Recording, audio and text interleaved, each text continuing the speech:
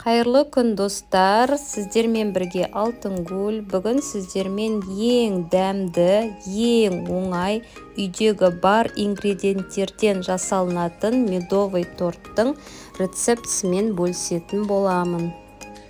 Видеоны соңына дейін көріңіздер.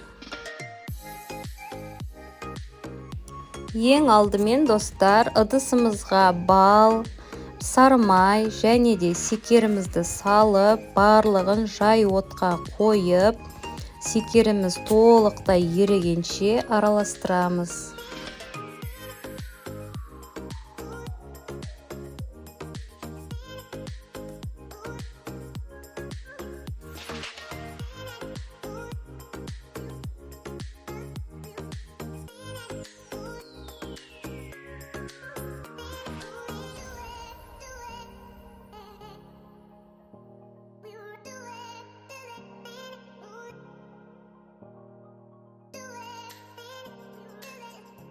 Секеріміз толықтай еріген соң, бір шай қасық ас содасын салып, аппақ болып көпіргенше араластырамыз.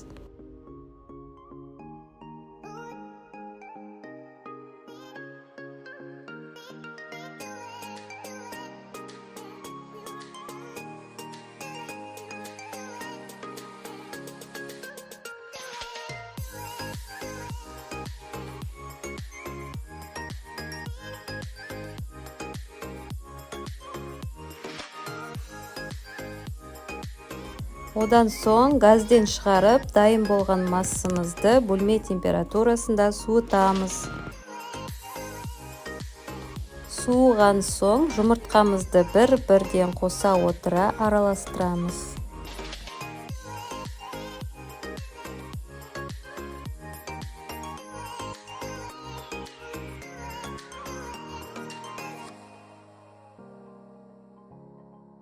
Одан соң електен өткізілген ұнымызды аз-аздан қоса отыра қамыр илейміз.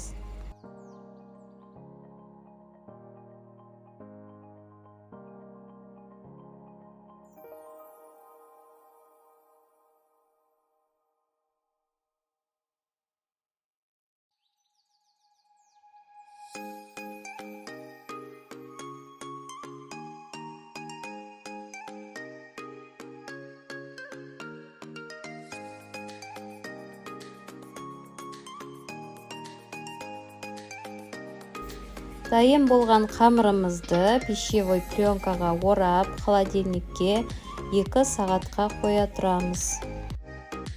Бұл медовый тестіні морозильникте 1 ай немесе 1 ай жарым сақтап қойсаңыздар да болады. Любой кез келген уақытта шығарып алып медовый тортты пісіре бересіздер.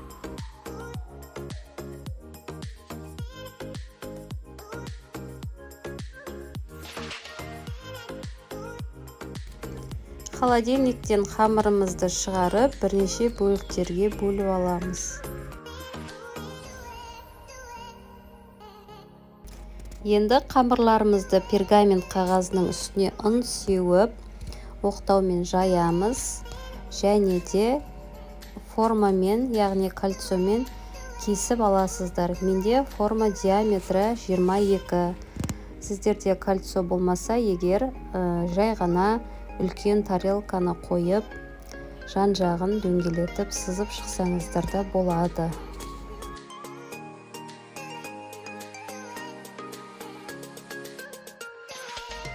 Әрбір жайған қамырымызды осылай шанышқымен тесіп шығамыз.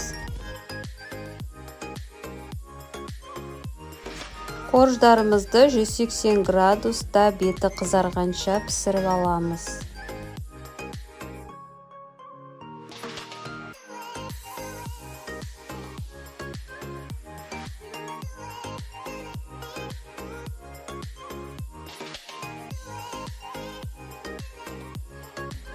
Енді креміне кірісеміз. Салқын сливкидің үстіне сахарная пудра салып, миксермен жақсылап қоюланғанша араластырамыз.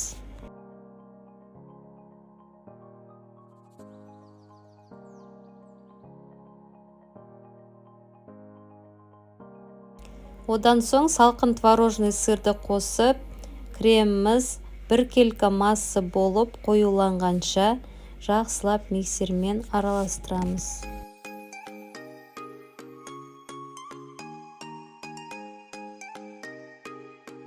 Біздің медовый корждарымыз өте әдемі түс беріп, жұп-жұмсақ болып пісіп шықты. Енді торттың кремін жағуға кірісеміз. Мен барлық корждарға кремдерді тең етіп, бөліп салып шықтым.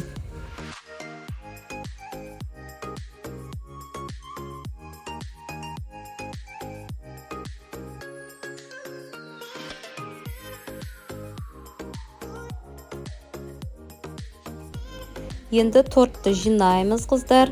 Мен кальцоны пайдаланам, себебі кальцоны пайдалансақ егер тортымыз әп-әдемі болып, дөп-түзу болып шығады.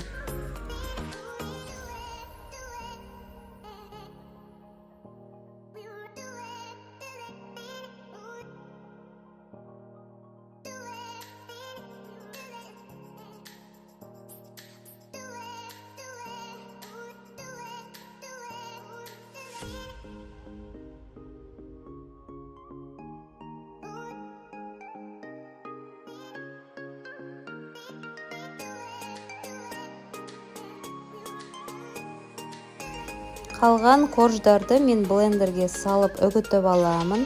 Егер сіздерде блендер жоқ болатын болса, оқтаумен де үгітіп алуға болады.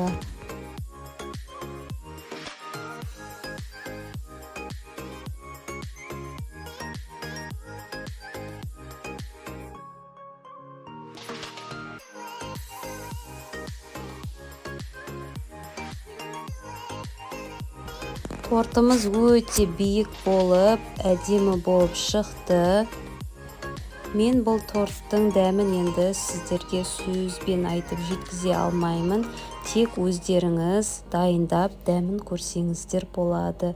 Міндетті түрде дайындаңыздар, астарыңыз дәмді болсын.